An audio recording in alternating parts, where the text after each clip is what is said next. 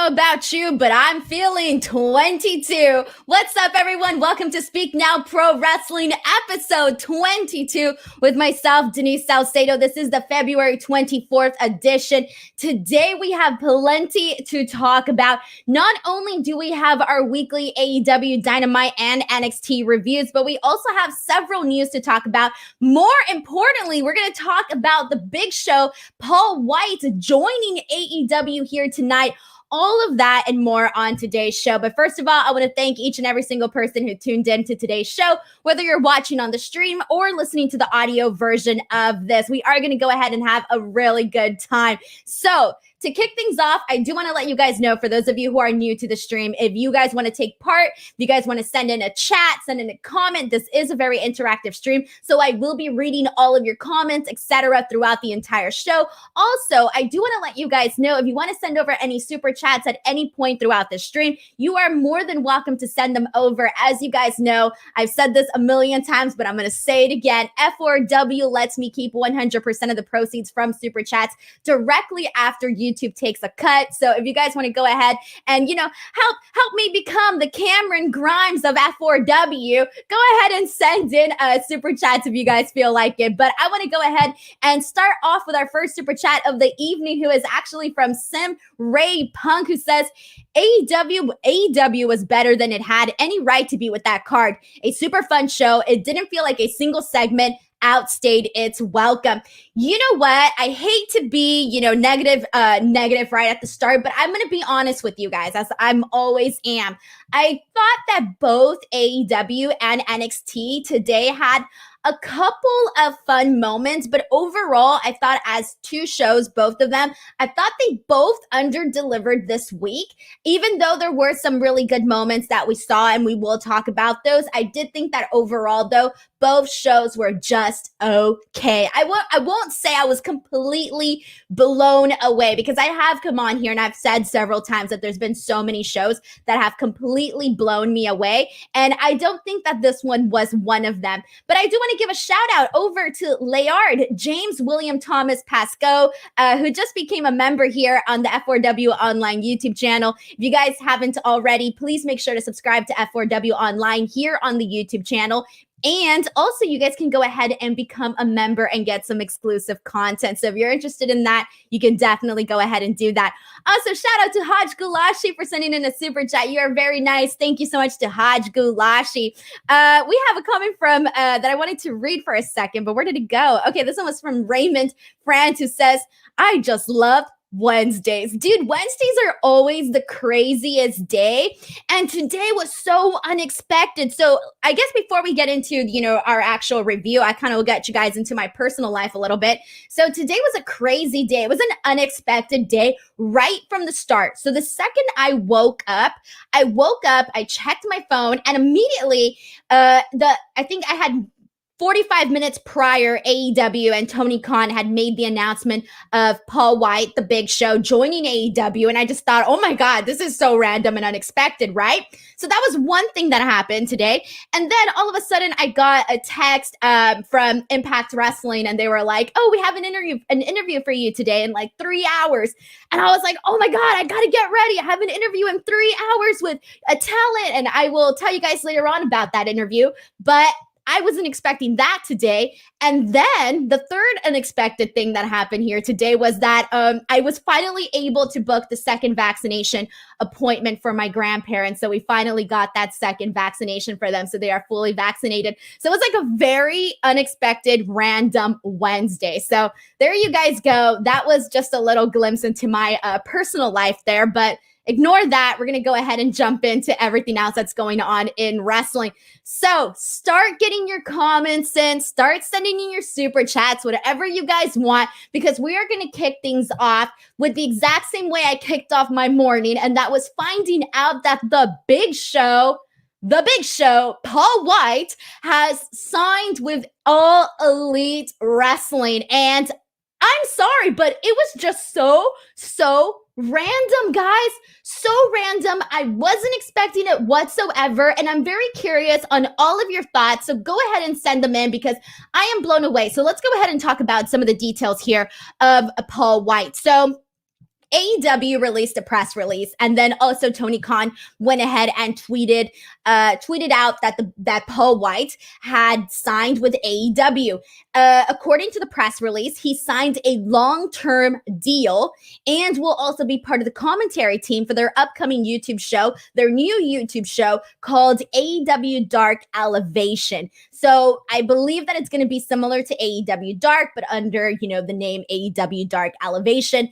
And Paul White will be going ahead and doing commentary. We have a quote from Tony Khan, who said that Paul White, so this is what Tony Khan had to say in the press release. He said, he can benefit and guide our young talent with his mentorship and his expert commentary on AEW Dark Elevation. We'll educate and entertain our fans and also educate the younger wrestlers on the roster. He also added, furthermore, Paul enters in AEW as a licensed wrestler, and he's very much looking forward to studying our talent firsthand from the commentary desk in preparation for his return to the ring. So what we gather here, obviously based off of this quote, is that not only will he be doing commentary on AEW Dark Elevation, but he will also be doing some wrestling as well. So it's kind of interesting. I'm liking this so far. So Paul essentially had this to say about joining AEW. He basically said that it's been amazing to see what AEW has done so far. He also went on to say that AEW Dark is an incredible platform to hone the skills of up-and-coming wrestlers, but, quote, I also love that established AEW talent can build up their personalities and showcase themselves in new ways on Dark. He then says, it's no exaggeration when they say that AEW is boundless. So this is directly from the press release. So I want to go ahead and start hearing your thoughts on what we about the Big Show, Paul White. I'm going to keep saying the Big Show, guys, by accident, so don't mind me here. We have a super chat from Raven Summers who says, hello, Denise. I enjoy all of your reviews. You're awesome. Thank you so much to Raven for sending in a super chat and for enjoying all the reviews. I really appreciate it, guys. It's been a crazy week, as some of you guys may know. Nicholas says, Paul Wright is going to be a great in commentary. He's got a lot of range in his acting. I never thought WWE used well. Interesting. Okay. And then we do have another super chat from Dagon S. Broad who says, well, it's the Denise Show. Oh, God. I'm sorry to all the audio listeners. Dagon Broad says, enjoyed both shows overall tonight. AEW was really well paced. NXT felt long, but still had some good stuff. So that's one of the things I am bummed about this. I'm going to get into the pros of the Big Show signing with AEW, but there are some cons, and you want to know what the big con is that we're not going to hear. Well, it's the Big Show. Oh, God. Sorry again to the audio listeners. If I lose viewership now, it's definitely due to that. That is the one con of this, guys. We're not going to get that unless they do Paul Wright. We can do something like that. Okay. So let's see what you guys have to say here. We have a comment from Zane Miller who says, this goes back to the horrible Raw Legends night where he was put down by Randy Orton. Kayfabe or not, why would anyone want to be put through that for one dumb appearance? Wasteful. So that is Zane Miller's thoughts here. And let's see what other comments you guys have here. Joseph Boza says, I wonder if Elevation will be the place where indie talent can get wrong and prepare for the next stage being Dynamite. Well, isn't that also what Dark is?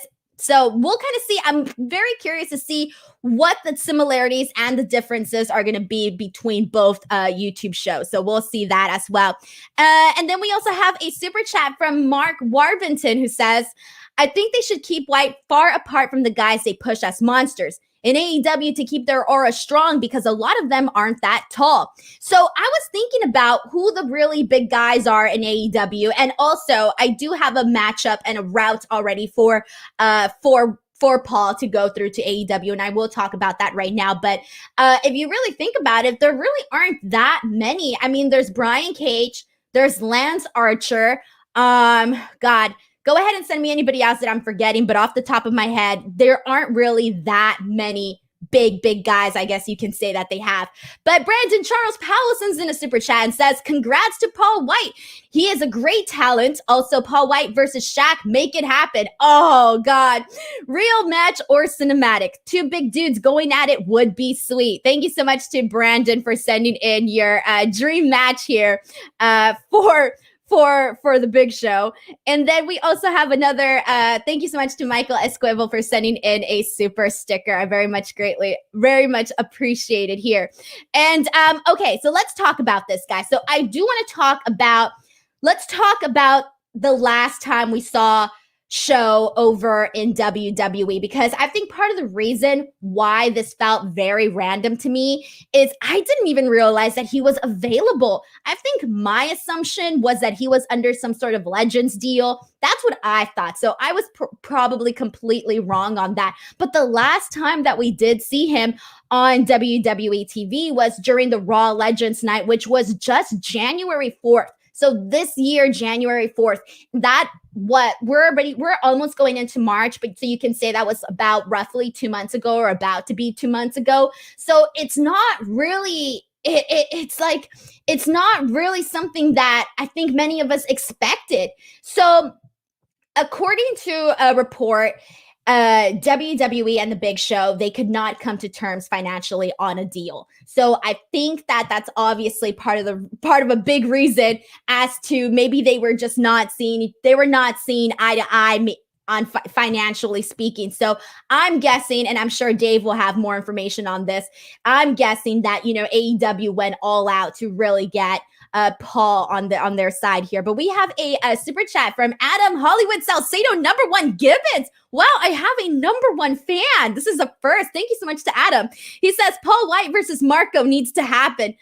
Oh my God. Well, I don't think so, because I think that he would come in as a baby face, and I think that would only work if he was working as a heel, right? But I mean, it would be pretty cool to see, given that Marco is so tiny. So yeah, I could definitely, I won't say that that's not something I wouldn't want to see. So also, you guys should know that the Big Show is obviously, the name is owned by WWE, and he had already removed the name off of his social media handles for quite some time before this announcement was made. So all I have to say about this, I think that him signing with AEW, honestly, I think good for him, because there are so many pros out of this that I can think of. So first of all, he is going to be probably the largest commentator that there is right now, like legit 7 feet tall, north of 400 pounds. The guy is huge. So there's that. But I really do think that he's going to be a good commentator, mainly because somebody mentioned this earlier on, is that he has a really good personality. And I think that that's one of the things that has been sort of underestimated or undersold, when everybody's talking about this on social media. I think people need to talk about the fact that he does have a really good, likable personality. And I do think that that will shine while he's doing commentary. Also, I think he can be used as a special attraction, not in the sense that he's going to be like, oh, the person that you try to get, your main draw. I don't think about it in that sense. I think about it in a way that you could use him in a couple of angles here and there. And I already have like an option. So if you think about it, aside from Cody and maybe a couple of other guys, there are so many talents that he hasn't worked with just yet. So many new talents. So even though a lot of us may have felt that in WWE, he is sort of starting to feel stale, I think that in AEW, it's definitely going to feel fresh, because again, it's a new environment and there's a lot of new talent. Also, here we go, guys. So I mentioned earlier that I already had an idea planned for Paul White. I already had an idea for him, okay? So I think a good way to go about this would be after Revolution, after the street fight between Team Taz and Sting and Darby. I think you could easily plug Paul into this. I think that considering that he's former WCW tag team champions with Sting, I think that they can sort of circle back on that history, and he can align himself with Sting and Darby. Obviously, he would come in as a babyface. So I do think that, having them become a thing, Sting, Darby, and Paul versus Team Taz, I think could be pretty cool. And then, hold on. This is the match that I want to see. This is what I wanted to go with. I want to see Paul versus Brian Cage. We were talking about big guys, and I think that Brian Cage is definitely the big guy that you would want to see go up against him. So I think that that's sort of how you can work your way to getting to that match by, again, incorporating him into the Team Taz Darby Sting feud storyline. Also, I do have another pro about him joining AEW, and that is the fact that he is very, very good. He's a very good person to have to do like all of the media events. Think about it. If you're, there's so many reporters out there, like, especially when they do like these entertainment types of carpets. In these entertainment carpets, you don't necessarily always have wrestling media. You tend to have entertainment, Hollywood news type of media there. People that don't necessarily completely know the ins and out of wrestling. So when it comes to them wanting to interview talent, they want to interview the people that they look like a larger than life, like wrestler, right? The person that definitely fits that box is obviously the Big Show. He's a person that you're gonna see him and you're gonna be like, he's a big guy. I want to interview him. He looks like a wrestler, and he's also, again, good personality, good talker. So I think that that AEW can definitely utilize him as a spokesperson for all of these media events, and then also how I talked about the commentary and also possible matches that he could be having. So overall, I just want to say good for Paul. I'm really happy for him, and I think that this could be a very exciting thing. We do have a super chat over from Bear Hudson. Thank you so much to Bear, who says, Denise, you continue to inspire Latino and Hispanic women around the world. From AfterBuzz to WWE Watch Along, keep blazing a trail for all women to inspire. You are truly setting a path for all to love. Thank you so much, Bear. I really, really appreciate that. Like, seriously, I've been getting a lot of really nice comments like this, especially since the Watch Along. And so it just like blows my mind at how many people, sometimes you feel like nobody notices anything that you do, but you don't realize that there are people out there watching you. There are people out there seeing what you're doing. Sometimes you're just doing so much that you just feel like nobody is seeing it. You're like, when is my time going to come? No one is seeing anything. But people are watching, so you guys should know that. But let's see what you guys are saying here. Let's see. Andy R says he would like to see Lance Archer versus Paul White. You know what? I was thinking about that because he's really the only other big guy that I can think of besides Brian Cage. But I still don't know. I don't know if they would mesh well completely. We'll see. I don't know. I'm not too sure on that one. I would like to see him against Brian Cage. Nicholas says, Paul's personality would go well with the Dark Order. He's joined them as the captain and saying, oh, that's an idea. I didn't even think about that. They are looking for a leader. So that would probably be a good one. Thank you. I forgot. Cheyenne Badur says Paul White versus Wardlow. Thank you. That would be another interesting one too. There you go. See, I like all of this. We're getting so many ideas here. We have another super chat from Jamie Miles who says, I want the end of Team Taz versus Darby and company. Oh, are you over this? Are you over the Team Taz Darby Sting situation? Sorry, I'm not too sure if this is what you mean, Jamie. Go ahead and send in. If you send up a follow-up to this, I'll go ahead and clear your path here. But Joseph wants to add that Paul's knowledge of the wrestling business will help those wrestlers who AEW is really their first TV exposure. Oh yeah, like there's so much that I think that I'm telling you, there's so many ways in which that AEW and Paul White can go ahead and help each other out, honestly. And yeah, we have a couple more people bringing up Wardlow as well. So there you guys go. I really do think that that this is a really fun one. This was a pretty big news. It's kind of exciting because I think sometimes we sort of forget that these surprises can come out of nowhere. So many times there's rumors out there. There's a little hints here and there that so-and-so is going to sign with somebody. So sometimes a little bit of the surprises could feel like you're foreshadowed. You see them coming. But with this one, it really just fell out of nowhere and it felt random and it felt new. It felt new. You know, when I first saw the picture of the Big Show and it said Paul White is all elite, I thought that was a fan edit for a sec because I didn't see Tony Khan's post first. I actually saw somebody that dropped it on my timeline first, and I was like, "Is this?" I hadn't read the news yet, so I didn't know. I thought it was a fan edit, and I was like, "All right, cool. Someone made a fan edit about this." But boy, was I was obviously not informed yet. All right, guys, let's go ahead and do this. So, by the way, we have a comment from Endo84 who says, Team Taz versus Sting Darby is getting good. I'm hyped for the street fight. Dude, I have a lot of good things to talk about when it comes to that whole entire segment. So we will get to that. But let's talk about AEW Dynamite, and then we're going to go ahead and jump into NXT. But let's kick things off. So overall, I said this at the top of the stream, and I'll reiterate it now, is that I thought that AEW Dynamite and NXT were both okay shows. They had some good moments, but overall, I kind of felt like to call it a great show, I would need a little bit more. So we kicked things off on AEW Dynamite with Jon Moxley and versus Ryan Nemeth. Personally, I didn't care for this match. I don't know. I think that Ryan Nemeth is not necessarily. I wonder if they have any of. Sorry, I'm trying to find the right wording here without sounding like I'm burying the guy because I don't want to do that. But I feel like there could be other guys to sort of be in this position against Jon Moxley, because this was technically a squash match, right? But it wasn't good. And I feel like when you have matches like this with guys that you're like, okay, he's obviously not going to get a win over Jon Moxley, but I at least want to see something. I want to see something arise out of the challenger who's facing Jon Moxley. And I feel like I haven't necessarily seen that from Ryan Nemeth. We've seen him in this spot before, but there hasn't been anything where I thought, oh, this guy is a blowaway talent. And I just haven't gotten that from him.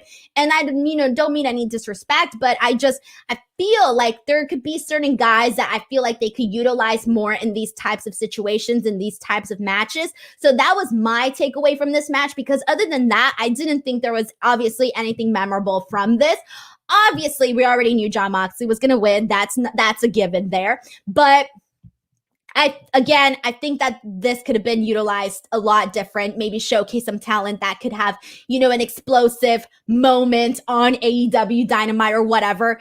And then afterwards, the post-match promo that Jon Moxley cut, I loved. So I loved Moxley's promo. So the reason why I loved it was because I feel like one of the things that we've been getting for a while from Moxley is we've been getting this new re-energized, this new Moxley, right? Like, we're starting to see the vision of him that he's been wanting the fans to see, the person that he's always wanted to be. And it's becoming clear on AEW Dynamite, we're getting the Moxley that he wants us to see.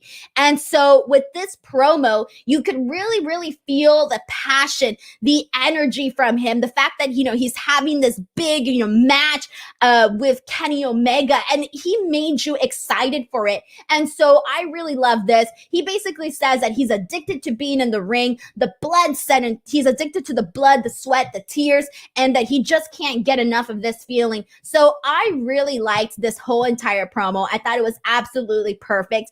And I did catch Jon Moxley on Wrestling Observer Live with Mike Sempervive and Brian Alvarez a couple of days ago. And I really liked that interview too, because Moxley talks a lot about how he's just addicted to the adrenaline and just doing all of this stuff, right? Like all of these crazy matches and whatnot.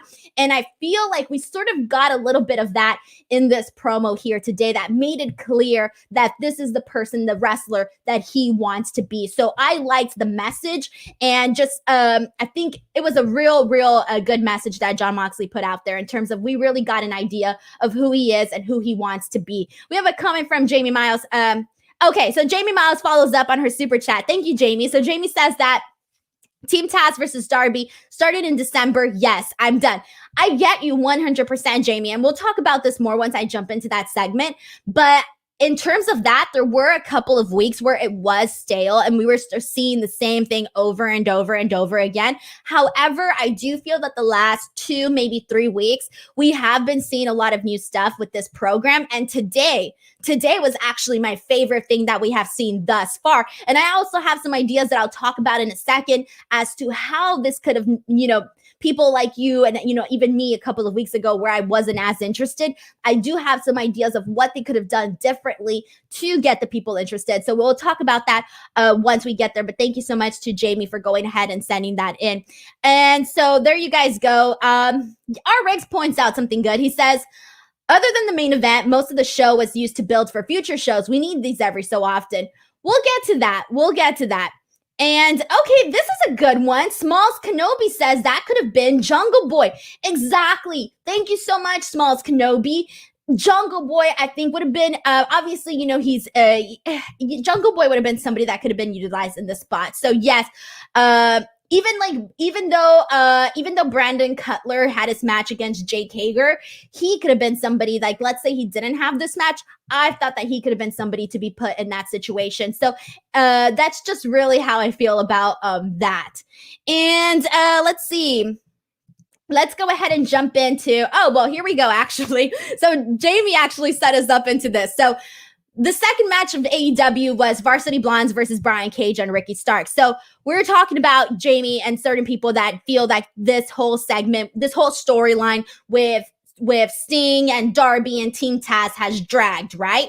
Again, I do agree that for a couple of weeks, they weren't really doing anything different or anything special with all of this, okay? But the last 3 weeks, they have been doing a lot better. And I specifically liked everything that they did after this match. So the reason why I liked everything that they did with this match was because, okay, so first of all, Brian Cage and Ricky Starks are part of one of the biggest storylines right now on AEW Dynamite, right? It's a consistent storyline that we've been seeing. But tell me if I'm wrong here, but it felt to me that we hadn't seen them necessarily wrestle on Dynamite in a very long time.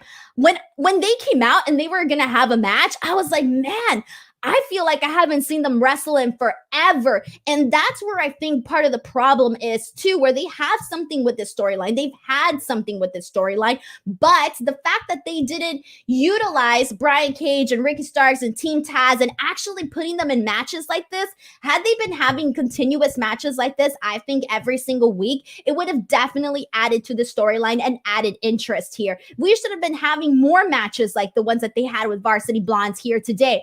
So that's how I felt. The second that they came out, I thought, man, I feel like it's been forever since we've seen them wrestle on Dynamite, but whatever. So Brian Cage got the win for his team with Ricky Starks. And then right after this, they play a video of Sting and Darby, and it's sort of brief, and it has like this very I don't know how to call romantic music. I thought the music was romantic in this thing. It was like a very a soothing sort of sound. It was kind of weird. It didn't really fit.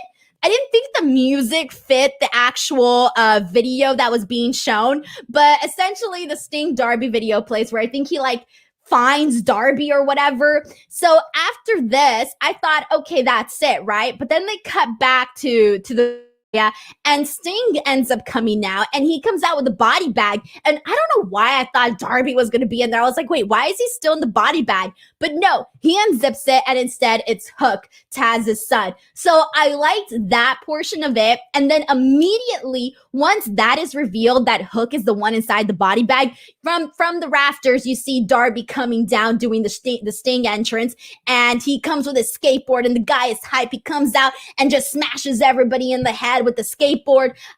Sting does a scorpion death drop on Cage, and then so it was very, very, very fast. Very, very fast action. I loved all of this. This is definitely what they should have been doing with Sting and Darby and Team Taz for a while now. Had they done things like this, I think that people would have been not feeling like this storyline was getting tiresome. So also, I do want to say that, again, had they taken away the pointless interviews, had they taken away some of the angles that they did in this would have worked. This would have felt like a lot of a tighter storyline. Put them in more matches. That would have been good too. And then also, I do think that Sting should have also been treated more like a special attraction. He was seen on TV every single day, again, doing these pointless interviews that a lot of us didn't care about. After the first one, we were sort of hearing the same thing over and over again. So he should have been used more as a special attraction. We didn't need to see Sting each and every single week. Sort of save him, keep him feeling special. So I do think that that's ways that they could have tightened this up so that, we wouldn't necessarily felt like it was getting tiresome. But then again, I will say this, I am very much looking forward to this street fight. I think that it looks pretty good based on what we've seen today and maybe the last 2 weeks. Oh, thank you so much. I didn't know this actually. This is from Blowing Smoke 247, who says that the video package was a Donnie Darko reference. Okay, I've never seen Donnie Darko, so I didn't know that, but thank you so much for sending that in.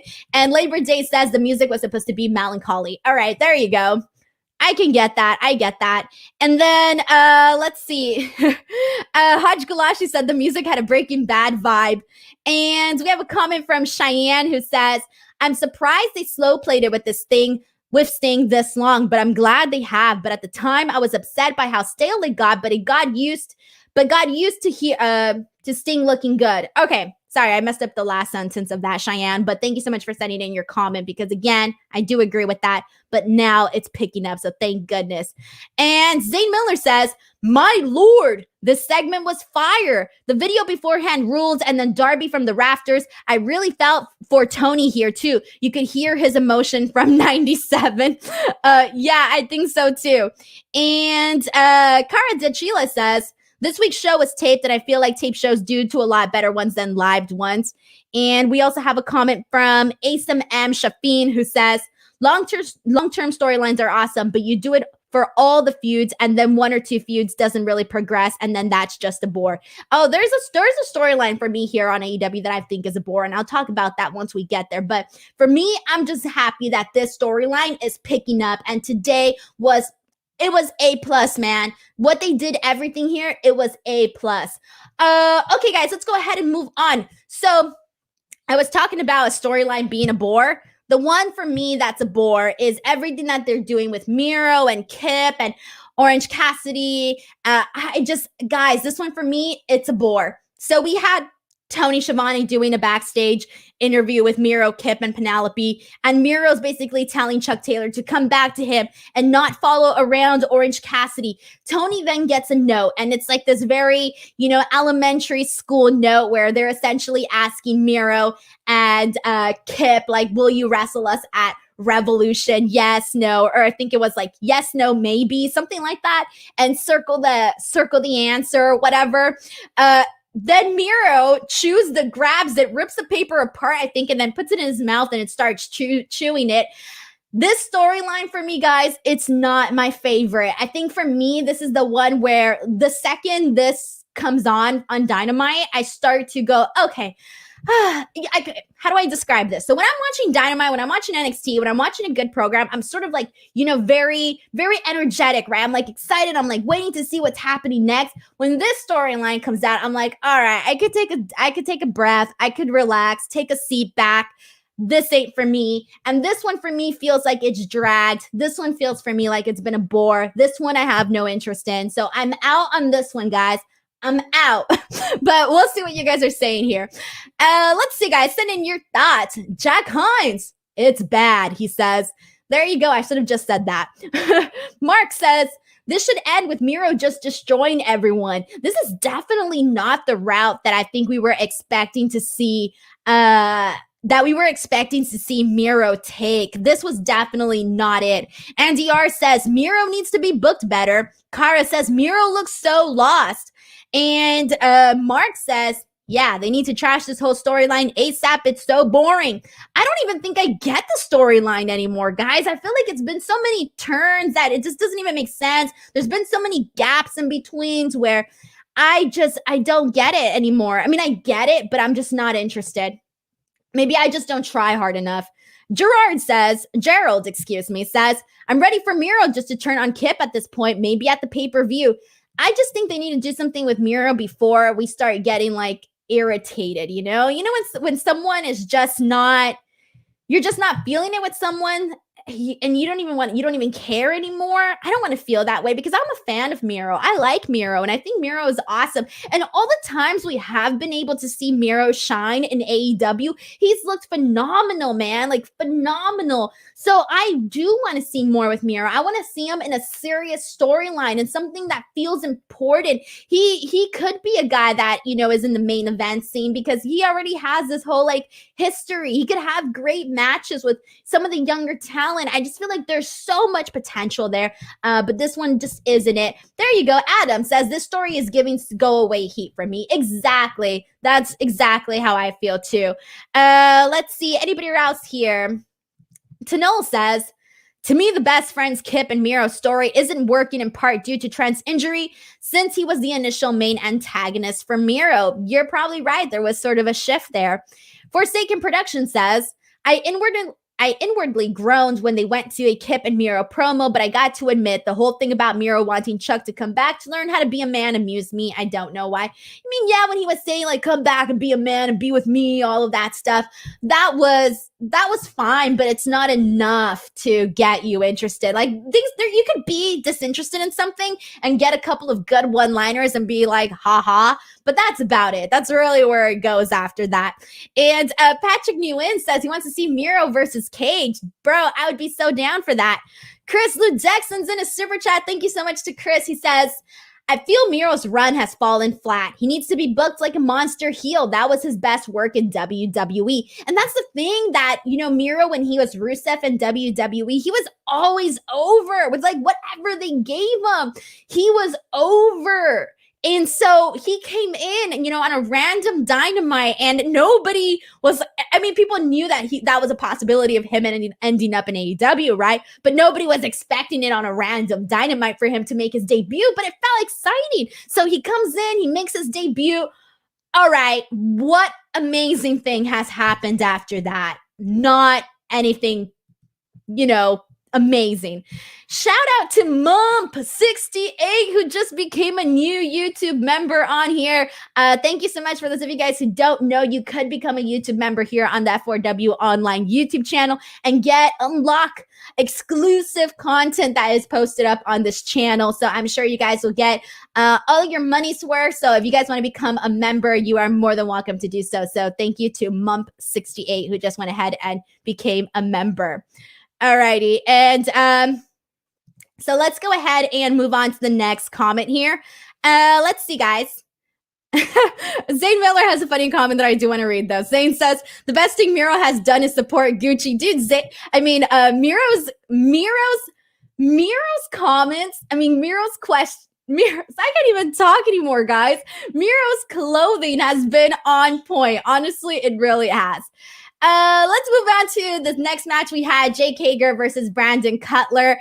Again, Brandon Cutler, we all knew that Jake Hager was going to win, right? But Brandon Cutler came out and he looked impressive. And that's the main difference. That's what I was talking about at the top of this when I was talking about the Moxley Ryan Nemeth match. There's a difference in terms of like, okay, even if I'm not expecting someone to win, I still want to see them look pretty well. And I did think that Brandon Cutler looked good in this. And I do think that he's one of those people that should definitely be utilized a lot more. His squash was obviously more entertaining because he actually did something. Jake Hager won, and then the Inner Circle came out. The Young Bucks came out and super kicked the Inner Circle. So there you go. That was that entire segment there. So after that, they went to the screen, and Jericho and MJF bring out a bloody Papa Buck, and they essentially beat him up in front of the Bucks and all of this. So this, to me, I like it, but it kind of felt like it was too soon to do this to Papa Buck. It didn't really, it felt like it kind of came out of the blue, out of nowhere. I thought it was effective to, you know, really piss off the Bucks, but it did kind of feel like it really just came out of the blue. So this, to me, kind of took me out of it a little bit for a second. So there you guys go.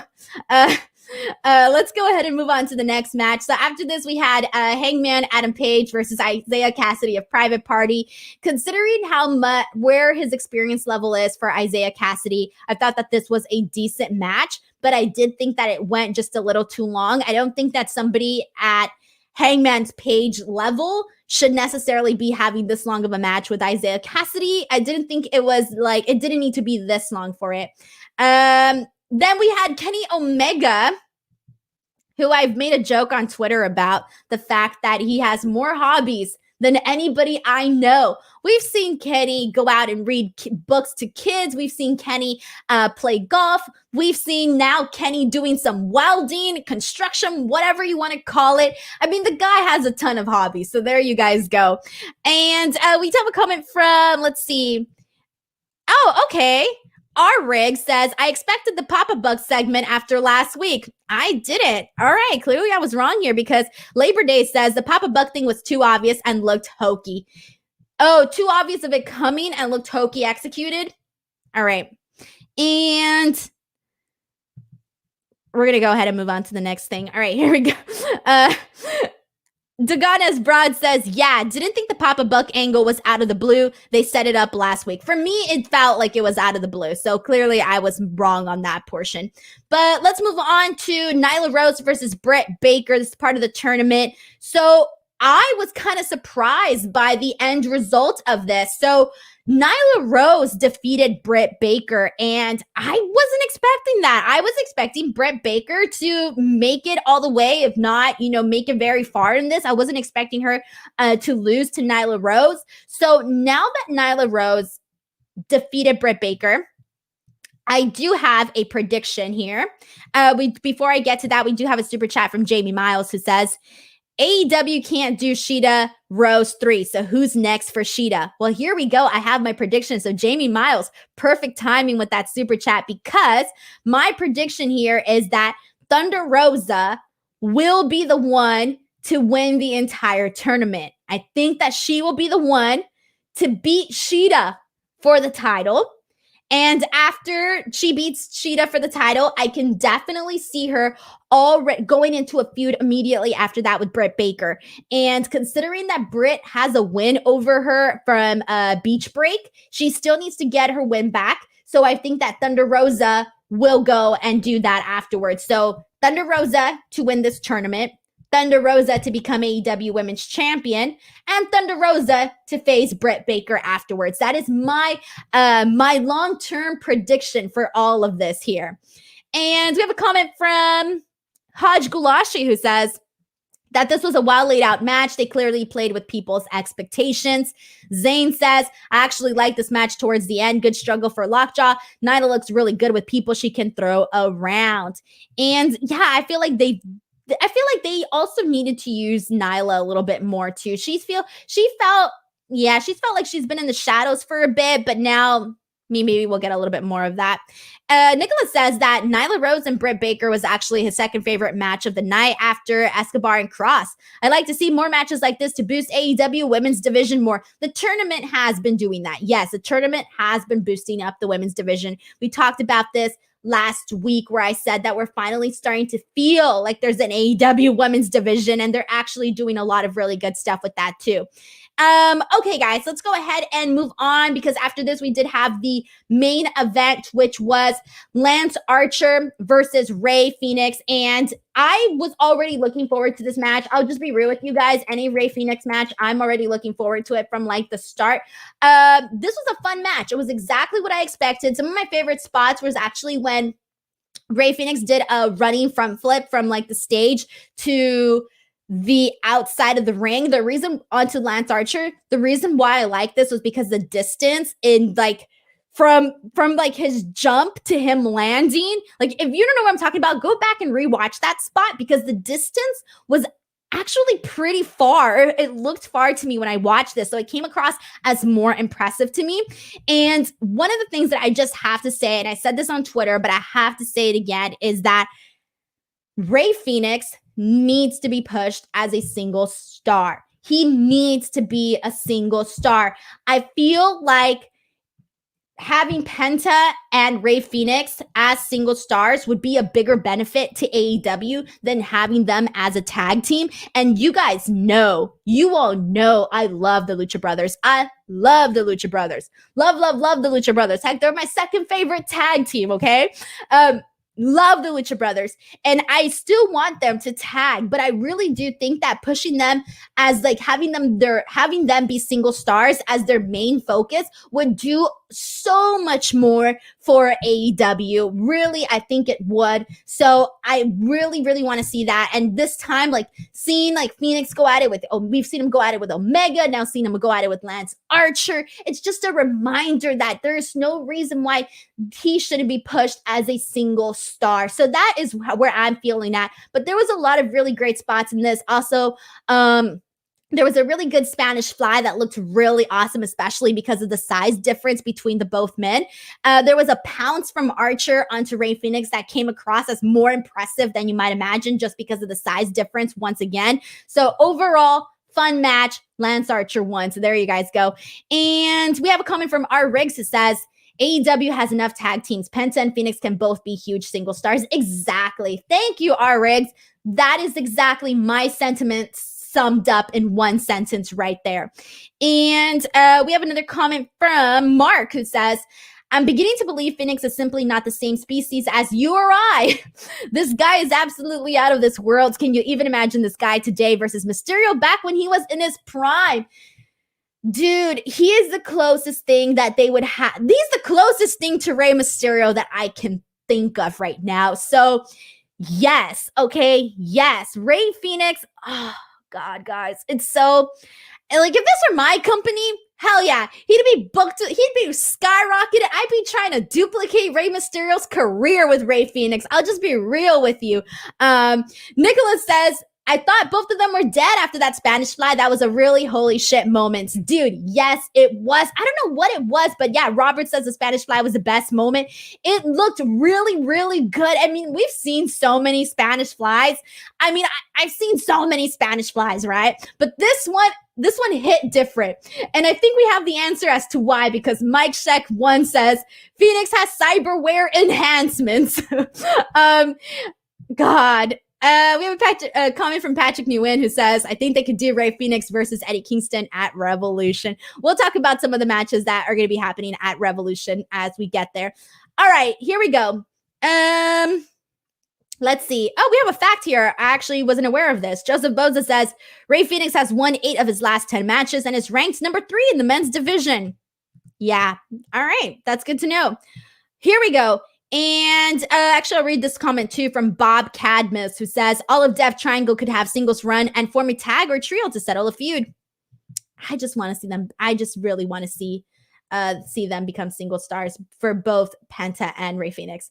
But let's go ahead and talk about really quickly. So we have quite a few matches that are already set for AEW Revolution, which is taking place on March 7th, which is, I believe, not this week, but next week or the next week after that. God, I need a calendar in front of me. But for the matches so far that we have, it's looking pretty good, guys. The card is looking pretty great. We have Kenny Omega versus Jon Moxley in an exploding barbed wire death match for the AEW World title, which I already said this last week when they announced it. I'm hella excited. Hikaru Shida versus whoever the winner from the AEW Women's Title Eliminator Tournament is, which, again, my prediction is Thunder Rosa. Young Bucks versus MJF and Chris Jericho for the AEW Tag Team titles. Then Hangman Page versus Matt Hardy for the losers quarter 1 2021 earnings, which is still hilarious to me. Team Taz, which is Brian Cage and Ricky Starks versus Sting and Darby Allin in a street fight. And then the Casino Tag Team Royale, Miro and Kip Sabian versus Orange Cassidy and Chuck Taylor. So far, that's what, 3, 4, 5, 6, 7. Oh my God. 3, 4, 5, 6, 7 matches already announced that are looking pretty darn good. All right, guys. Let's go ahead and jump into NXT because there were quite a few good things that happened on the show, including what I thought too was match of the night on here. So BTW, before I do get to NXT, I do want to remind you guys, all of you haven't already, please make sure to subscribe to F4W Online on YouTube. Even if you're an audio listener and you're listening to this on the audio version, make a mental note it down, write it on a post-it, write it wherever, text it to yourself. I don't know. Make sure to head on over to F4W Online on YouTube, youtube.com, and make sure to subscribe. We are making our way to 100K. And if I can help out with that in any sort of way, I would love to. So guys, please make sure to subscribe. All right, let's jump into NXT. Here we go. The opening match was Dexter Loomis versus Johnny Gargano. Considering that I don't have major interest in Dexter Loomis, I gotta say that this was a fine match. It was okay. It lasted a good bit here too. And the finish was essentially Austin Theory gives Gargano a chair to use, but as Candice distracts the referee, but Loomis is obviously one step ahead of that. So Loomis ends up putting Gargano in a head and arm choke, and Gargano passes out. I will say I liked the match, but I did not like the finish. To be honest with you guys, the way and everything that they've been doing there, it comes across as too cartoonish, too hokey for me. So I'm not really feeling this, and I've said this before, but I didn't like the finish. I wasn't a big fan of it. Later on in the show, though, I did think it was funny when Indy Hartwell admits that she thinks Dexter Loomis is hot. So that one kind of came out of nowhere. It was a pretty good line, though. It's probably one of my favorite Indy Hartwell moments by far. I thought that was pretty hilarious. But let's see what you guys all thought about this here. All right, let's read this comment from Joseph, who says, the match was okay. The fallout was weird. I'm thinking this is how they are using Johnny and Candice still. They have accomplished enough. I hope Dexter Loomis takes the title soon rather than later. See, I don't know if I feel that way. I don't know if I want to. I don't mind having Gargano, as champion. I'm just not feeling this, though. I'm really not feeling the way thing. It's coming off too hokey for me. That's the best way I can describe it. Too hokey. All right, and let's go ahead and move on. So after this, they had a really good package that they played for MSK, and this is basically this very emotional video where they're talking about how they grew up, how they became fans, and how, everything that they did to get to this point in their careers. I really loved this, guys. This was actually probably one of the best packages that I've seen in a really, really long time. It was very heartwarming, at least to say the least. And after this, they were about to do an interview when they were attacked by the grizzled young veterans. All right, let's talk about Cameron Grimes, everyone, because Cameron Grimes has been probably one of the funniest things that we've been seeing on NXT since his return back, now that he is a zillionaire, millionaire, billionaire, gazillionaire, whatever the heck he is. He comes out and he's been basically doing these segments sporadic throughout NXT where he basically has people dribble the ball, and he tells them, if you can dribble it 10 times, I'll give you $1,000, and everybody's doing it. So he's losing his money and he's pissed. But my favorite one was actually the first time they did it, because he gives it to one of the guys, right? One of the production guys or whatever. He gives it to him, and everybody thinks that he's going to kick the ball at 8, right? And not have him get the $1,000. Everybody thinks that's what's going to happen, similar to the $1 Million Man, but he doesn't do that.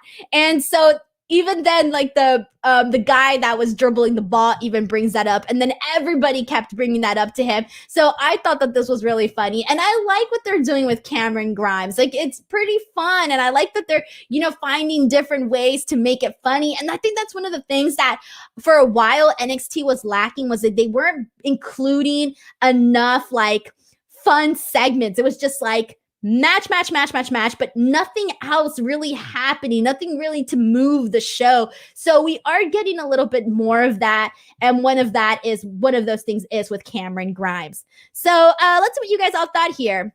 And let's see. We have a comment from Mike who says, I want to take the Cameron Grimes $1,000 challenge. Dude, I was thinking the exact same thing, man. I would love to take the challenge. And Brandon Charles says, eat my grits. And let's go ahead and continue on, guys. To the moon for Cameron Grimes. Exactly. So after this, we did have a match with Zoe Stark versus Io Shirai, in which Io Shirai did end up winning. But I think one of the things that I mainly wanted to talk about this was the fact that Zoe, it seems to me that WWE they really see something in Zoe Stark, because I think she had a squash match last week, if I remember correctly. And then this week, she's facing the champion Io Shirai. And this match, they actually gave her a lot of she had a lengthy match with the champion. So this kind of felt like a big deal, and they made her look really good in this match. So it feels to me like they see something in Zoe. And again, I'm not as familiar with Zoe's work, so I don't really know much about her other than what I've seen on NXT. I'll just be real with you guys. So for me, it's pretty interesting to see what they've been doing with her thus far. And they really put her over on commentary and everything. And it's only been like, what, 2 weeks, I think, since we've been introduced to her, or how many weeks? I don't even know anymore. But this was good. After this, we had Toni Storm coming out and basically telling Aew that she's willing to fight anybody but her. And Aew says that she would fight her anytime, any place. We have another super chat from Jamie who says, Zoe's better than Xia, Casey, Kaden, mean but true. Look, I actually really like Casey's in-ring performance and the things that she does because she's very athletic. And same thing with Kaden. I thought that they made a pretty good tag team. Zaya's been, looking better and better. So far from what I've seen of Zoe, I like her too as well. And Elliot Fletcher has an idea and says they should parody Mr. Perfect vignettes with Grimes, except he loses all his money. I have a feeling that he might actually end up losing all of his money. I think that's like the only way to go about with this anymore. Let's see. Dagon says, Zoe looks strong in this match despite the loss, could be a future star. That's definitely what we were expecting here. Zane says, Denise, does Taya need to be in NXT or should she be going to the main roster? I feel like she's such a great veteran. So, dude, this is the thing that I've been saying this, and I've said this probably on other podcasts, is that's one of the things that I would like WWE to stop doing is to always make people go to NXT, right? They go to NXT, and then they could go to Raw and SmackDown. I want them to break that mold, break that path. I think you can make a couple of exceptions with certain talents and have them come up straight right away to Raw or SmackDown. Break the molds. Let's make it more exciting, more shocking. So if they were going to do that with any performer, I would definitely say that Taya would be somebody that I would like to see that happen with. I don't think that's going to happen, and I think she's already commented about NXT, so I don't think that's happening, but I would love to just see her. She's one of those people that can immediately go with anybody, guys, anybody, man or woman, anybody, she can go. I'm a big fan of Taya's. I've been a fan of hers for quite some time. I've gotten to interview her several times, and she's really she's a cool person. So there you go with that. And let's go ahead and move on, because after this, I do want to talk about the tag team match between Killian Dane and Drake Maverick versus the Grizzled Young Veterans, James Drake and Zach Gibson. So this one was a little bit confusing to me. So they came out, Grizzled Young Veterans, and they said that Wesley broke his hand, and that they broke his hand, and they got fined. So that happened. That was a little bit confusing to me, but whatever.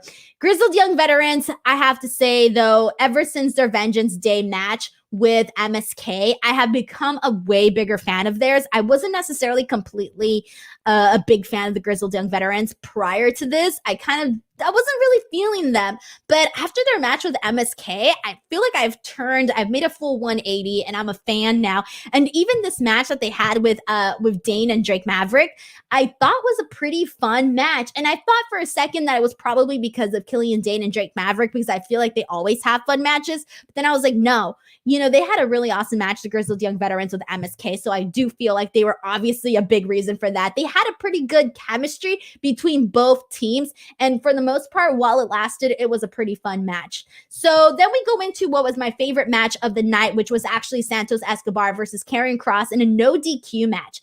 I loved this match, guys. I loved this match. It was so much fun. This was the best that both of these guys have looked so far.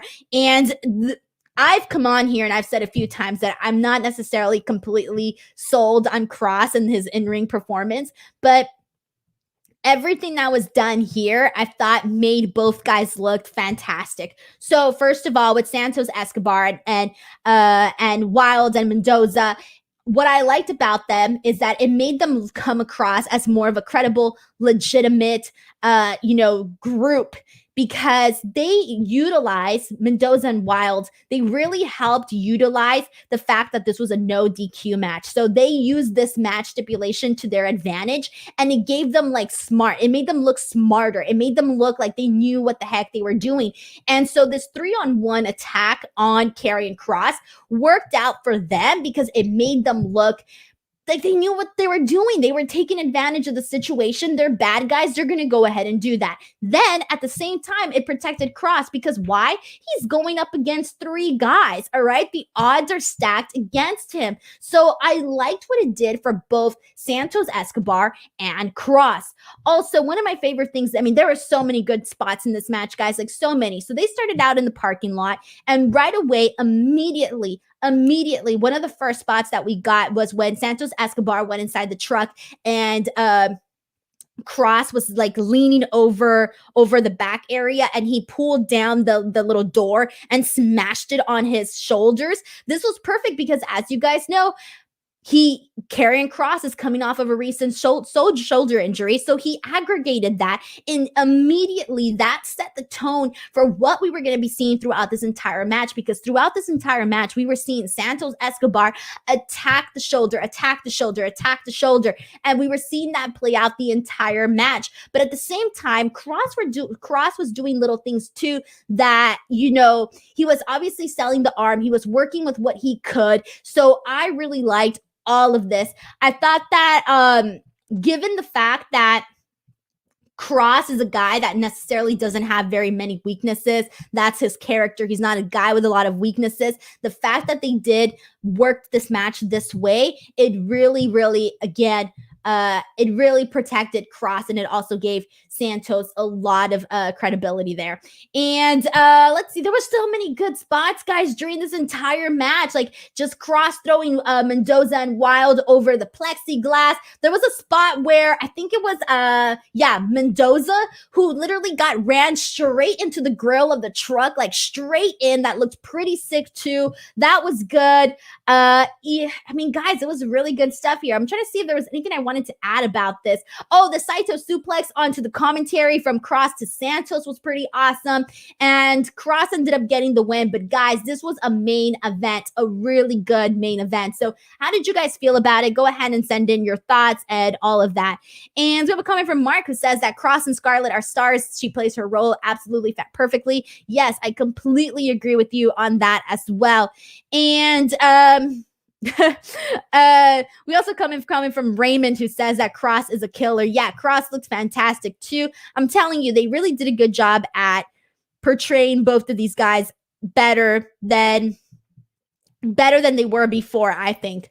All right, guys, so let's go ahead and jump into the last portion of this show for NXT. We had Adam Cole essentially come out and explain his actions. He comes out, Adam Cole, he says he feels sick to his stomach and doesn't like the guy that he's become for a few weeks. Says he's pissed at Kai. Says he was pissed that Kyle essentially got numerous opportunities to get the championship, but kept failing.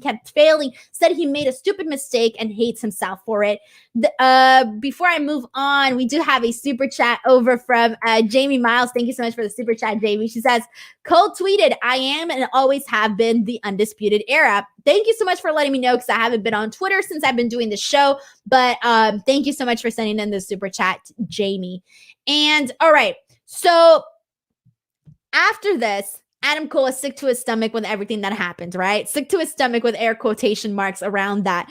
Strong comes out and essentially questions him. Then after this is what I really liked. Finn Balor comes out, and instead of talking, instead of wasting his time on the microphone, he goes straight to Adam Cole, and, you know, they start going at it. But then Roderick Strong comes and he pulls them apart. So it's kind of like there's so many layers to this storyline that I really like. There's so many layers between, you know, the Undisputed Era. They're sort of broken, but at the same time, they still have that bond. So it's kind of weird, right, between them. Finn Balor's champion. He's pissed off at everybody. He doesn't trust anybody.